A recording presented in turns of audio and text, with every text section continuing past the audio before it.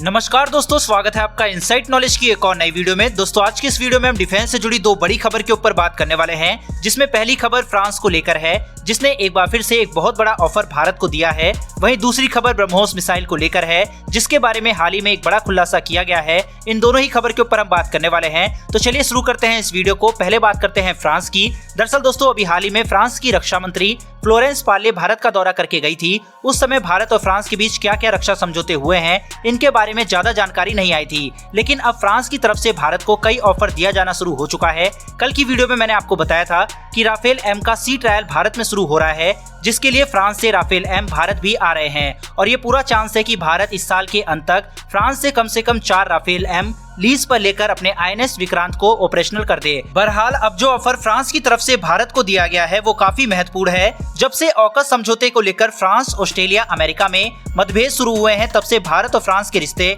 और भी मजबूत हुए हैं। यहाँ तक कि फ्रांस ने न्यूक्लियर सबमरीन का ऑफर तक हमें दे दिया था, लेकिन भारत को सबमरीन नहीं बल्कि उसकी तकनीक चाहिए, जिस पर रक्षा मंत्री राजनाथ सिंह ने मीडिया से बात करते हुए बताया भी था और इस पर दोनों देशों के बीच फिलहाल बातचीत चल रही है। फ्रांस ने नेवी और इंडियन एयरफोर्स के लिए तो कई ऑफर हमें दिए हैं, मगर इस बार जो ऑफर फ्रांस की तरफ से दिया गया है वो इंडियन आर्मी के लिए है। जैसा कि दोस्तों आप स्क्रीन पर आर्टिकल देख सकते हैं, ये फ्रांस की ही वेबसाइट का आर्टिकल है। इनके मुताबिक भारतीय सेना द्वारा आयोजित किए गए फ्यूचरिस्टिक कॉम्बैट व्हीकल कार्यक्रम में भाग लेने के लिए भारत सरकार द्वारा फ्रांस की टैंक निर्माता कंपनी यानी नेक्स्टर को संपर्क किया गया था। इसी प्रस्ताव में भारत की ओर से ऐसे टैंक को मॉडिफाई करने की बात भी कही गई थी। वहीं अब खबर के मुताबिक फ्रांस की नेक्स्टर कंपनी द्वारा बनाया गया अपना सबसे खतरनाक बैटल टैंक का ऑफर भारत को किया गया है। फ्रांस की नेक्स्टर कंपनी द्वारा बनाया गया लेक्लर्क टैंक यूरोपियन देशों में इस्तेमाल होने वाला सबसे बड़ा टैंक माना जाता है, बल्कि अमेरिकी अब्राहम टैंक, ब्रिटिश चैलेंजर और जर्मन लियोपर्ड जैसे हैवी टैंक भी इसके सामने कुछ नहीं है।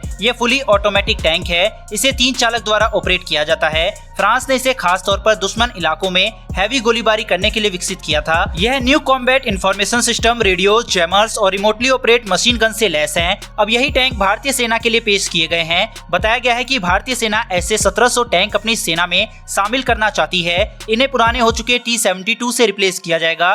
इस रेस में रशियन T-14 अर्माटा टैंक और अमेरिकी टैंक भी शामिल है, लेकिन इसमें जरा भी आश्चर्य नहीं होगा कि भारत, रूस और अमेरिका की जगह फ्रांस के टैंक को सेलेक्ट कर ले। वैसे दोस्तों आपके हिसाब से किस देश का टैंक हमें खरीदना चाहिए, हमें कमेंट करके जरूर बताएं। वैसे तो हम खुद ही बनाएं तो इससे अच्छा कुछ होगा ही नहीं, लेकिन पूरी तरह से आत्मनिर्भर बनने में हमें थोड़ा और वक्त लगेगा। बढ़ते हैं दोस्तों दूसरी खबर की तरफ, जो कि ब्रह्मोस मिसाइल को लेकर आई है। दरअसल दोस्तों रिसेंटली एक इंटरव्यू के दौरान सुधीर कुमार मिश्रा जी ने इसको लेकर कई खुलासे किए हैं। अगर आप सुधीर जी को नहीं जानते तो मैं आपको बता दूं कि ये DRDO के डायरेक्टर जनरल रह चुके हैं।